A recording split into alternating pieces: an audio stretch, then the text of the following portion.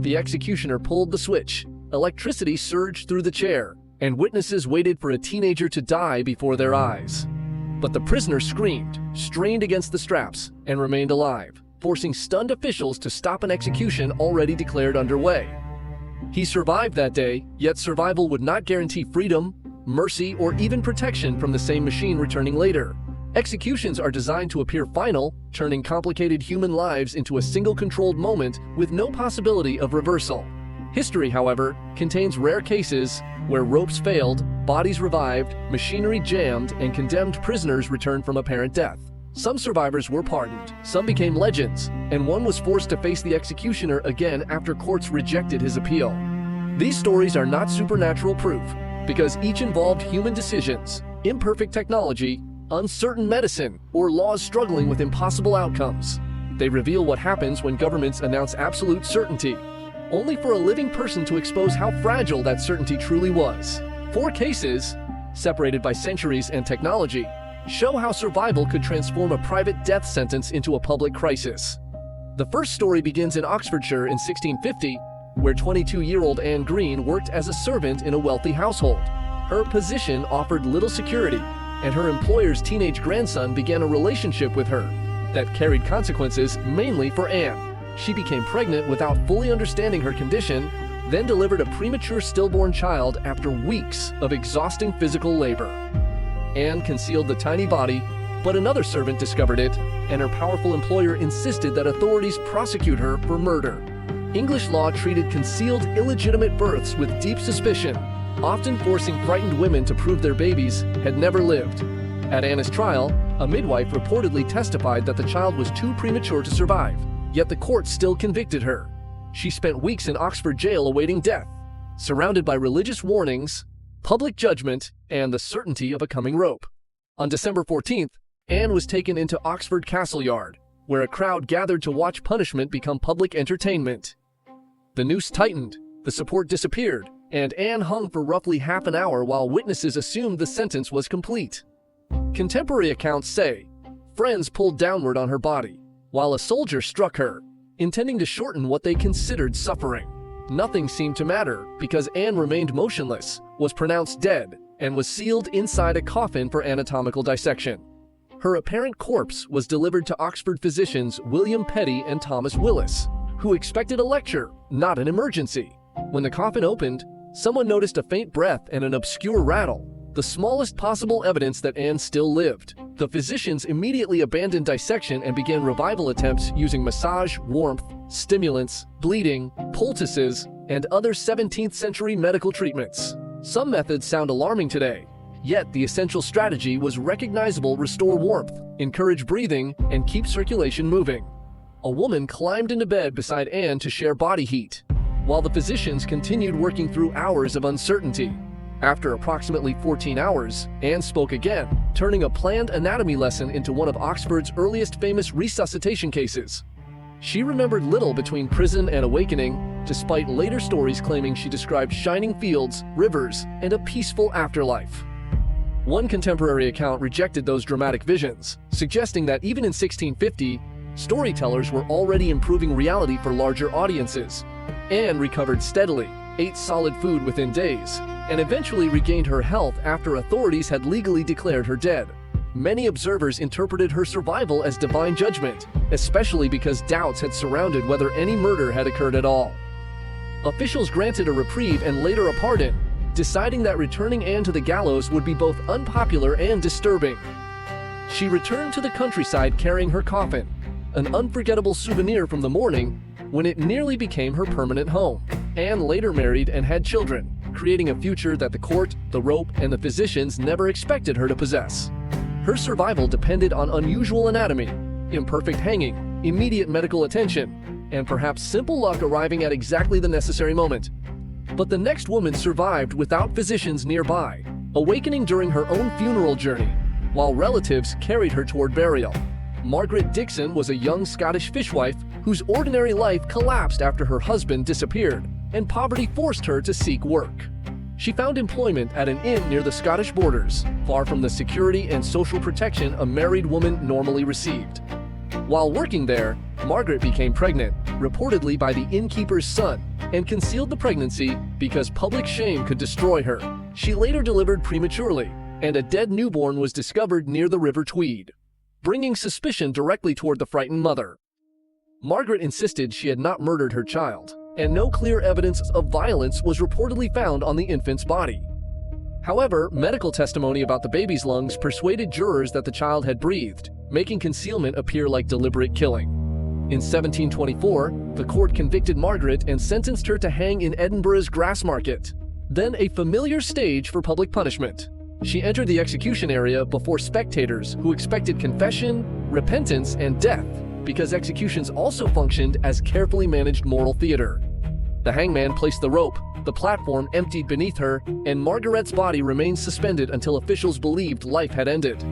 Afterward, her relatives secured the body, placed it inside a coffin, and began carrying her away from Edinburgh toward Musselburgh. The procession should have ended quietly at a grave, but during the journey, strange noises reportedly came from inside the wooden box. At Peffermill, the frightened travelers stopped, opened the coffin, and discovered Margaret breathing, moving, and astonishingly capable of sitting upright. A burial journey instantly became a rescue, while news spread that the woman publicly hanged in Edinburgh had returned alive. Witnesses who had prepared for mourning now faced a living woman whose return challenged both medicine and the authority of the court. Unlike Anne Greene, Margaret had no university physicians waiting nearby, making her revival appear even more miraculous to contemporary observers. Later explanations suggested the rope failed to close properly, the drop was insufficient, or her hands somehow reduced pressure on her neck. Stories also claimed she influenced the hangman beforehand, although historians treat that colorful explanation as gossip rather than reliable evidence. The immediate legal question was simple but unprecedented: could Scotland execute Margaret again after officials had already completed the declared sentence? Popular tradition says authorities accepted that her punishment had been carried out, preventing another hanging for the same conviction. Whether every legal detail survived accurately in retelling remains debated, but Margaret unquestionably became known as Half-Hangit Maggie throughout Edinburgh. The nickname was cruel, comic, and commercially memorable, transforming a poor woman's catastrophe into one of Edinburgh's longest surviving legends. She reportedly reunited with her husband, raised more children, and lived for decades beyond the afternoon intended to end her life. Her story survived through local memory, printed accounts, tourism, and a Grassmarket pub carrying the name associated with her escape. Margaret's case shows how quickly execution could shift from authority to embarrassment when the supposedly dead person began making noise. It also exposes how poverty, pregnancy, reputation, and unequal power placed vulnerable women near the gallows long before evidence became certain. Yet the next survivor never appeared dead, because the trapdoor beneath his feet simply refused to open 3 separate times. John Lee entered Victorian history through the murder of Emma Keyes, an elderly woman found dead inside her Devon home. Lee had worked in her household and possessed a previous theft conviction, making him an obvious suspect when investigators searched for answers. The evidence against him was circumstantial, but prosecutors emphasized his presence, criminal record, injuries, and alleged conflict with his employer. A jury convicted Lee in February 1885, and the court sentenced the 20-year-old servant to hang at Exeter Prison. Lee maintained his innocence, yet Victorian justice moved forward, trusting the verdict and preparing the scaffold for a routine execution. Executioner James Berry tested the mechanism beforehand, expecting the trapdoor to drop cleanly once the lever released its supporting bar. On the appointed morning, officials bound Lee, placed the noose, positioned him carefully, and signaled that the sentence should proceed. The lever moved, but the trapdoor stayed closed, leaving Lee standing beneath the rope while witnesses confronted an impossible delay. Officials removed him, inspected the scaffold, adjusted its parts, and tested the mechanism again without his weight above the doors. The empty trapdoor worked, so Lee returned to position, the noose was replaced, and the execution ritual began a second time. Again, the lever moved and the doors refused to open, transforming mechanical inconvenience into a deeply unsettling public failure. Workers attacked the structure with tools, searching for swollen wood, bad alignment, or any obstruction preventing the doors from falling. After further testing, officials placed Lee over the trap once more, asking a condemned man to endure the beginning of death again. For the third time, the mechanism failed beneath him, while the rope, witnesses, and executioner remained uselessly prepared around his body. The prison's medical officer refused to continue, recognizing that repeated attempts were becoming something beyond an ordinary lawful execution. Lee was returned to his cell, probably uncertain whether repairs would bring him back to the scaffold within hours. Instead, Home Secretary William Harcourt commuted his sentence to life imprisonment after reports of the extraordinary failure reached London. An investigation suggested the relocated scaffold had become slightly misaligned, causing the trapdoor hinges to bind under particular conditions. That explanation removed the supernatural mystery, but it could not erase the spectacle of government machinery failing 3 consecutive times. Newspapers turned Lee into the man they could not hang, a title far more memorable than the evidence debated at trial. He remained in prison for 22 years, repeatedly petitioning for release while public fascination with his failed execution continued growing. Lee finally left prison in 1907, entering a later life surrounded by conflicting reports, legends, performances, and uncertain final whereabouts. His survival did not prove innocence, but the circumstantial case ensured that questions about his conviction never completely disappeared. The scaffold saved him accidentally, yet prison consumed decades, showing that escaping execution was not the same as regaining freedom. The final survivor faced newer technology and harsher consequences. Because electricity failed once, then the state legally demanded another attempt. Willie Francis was a black teenager from St. Martinville, Louisiana, convicted of murdering local pharmacy owner Andrew Thomas during the 1940s. He was 16 when sentenced to death, after a prosecution shaped by the racial inequality surrounding Southern courts at that time. Questions later emerged about evidence, legal representation, and the handling of his confession. But Louisiana continued preparing his execution. The state used a portable electric chair nicknamed Gruesome Gertie, transported between parishes whenever officials needed to carry out death sentences. On May 3, 1946, 17-year-old Willie was strapped into that chair as witnesses gathered for what officials expected to be final. The hood descended, electrodes were attached, and the executioner activated a machine designed to send lethal current through the prisoner's body. Electricity struck Willie, but instead of dying, he screamed that the officials should stop and strained desperately against the leather restraints. Witnesses watched smoke, movement, and panic, while the malfunctioning equipment failed to deliver the controlled death promised by the state. Officials finally stopped the attempt, removed Willie from the chair, and returned the injured teenager to his cell still alive. Survival brought immediate relief, but it also opened a terrifying question about whether Louisiana would simply repair the chair and continue. The failure was traced to improperly prepared equipment and negligent setup, not mercy, intention, or any decision to spare him. Unlike Anne, Margaret, or Lee, Willie received no pardon simply because the official machinery had failed to kill him. His lawyers argued that a second attempt would violate protections against cruel punishment and subject him to death by installments. They also raised double jeopardy concerns, asking whether the government could repeatedly begin an execution until technology finally achieved death.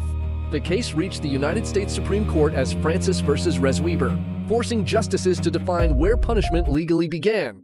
In 1947, the court ruled 5-4 that Louisiana could attempt the execution again, because the first failure was accidental. The majority distinguished equipment malfunction from deliberate cruelty, reasoning that officials had not intended to inflict unnecessary pain during the first attempt. The dissent saw the matter differently, warning that forcing Willie back into the chair resembled execution delivered through horrifying installments. Legal language reduced the experience to intention and procedure, while Willie faced the physical memory of electricity entering his body. He spent nearly another year awaiting the same chair, knowing that repaired equipment would probably succeed where careless preparation had failed.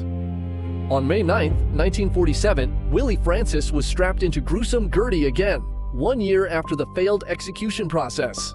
This time, the electrical system worked as intended, and officials declared the 18-year-old prisoner dead shortly after noon that day. His case remains disturbing because survival created no freedom, only a constitutional argument over whether the state could try again.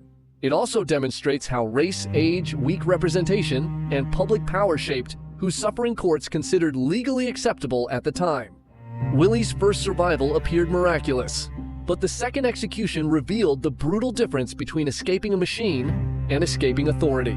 Among these 4 people, his story offers the darkest ending, because history granted him extra time without granting him mercy. Anne Greene awakened before dissection, Margaret Dickson stirred inside her coffin, John Lee remained standing, and Willie Francis survived electric current. Each case began with official certainty, yet bodies, ropes, doors, and wires produced outcomes that no courtroom had prepared to manage. The survivors became miracles, embarrassments, legal problems, newspaper sensations, and symbols shaped by whatever their societies most wanted to believe. Some escaped permanently, while others lost decades or eventually died, proving that survival itself does not guarantee justice or liberation. These stories also warn against confusing procedure with truth, because a completed ritual can still rest upon uncertain evidence and unequal power. Execution attempts expose governments at their most confident, making every failure especially revealing when ordinary materials refuse to obey official commands. Perhaps that is why these cases endure. They interrupt finality and force history to acknowledge the person hidden beneath the sentence. When authority says a life is finished, even one unexpected breath can become an argument powerful enough to survive for centuries.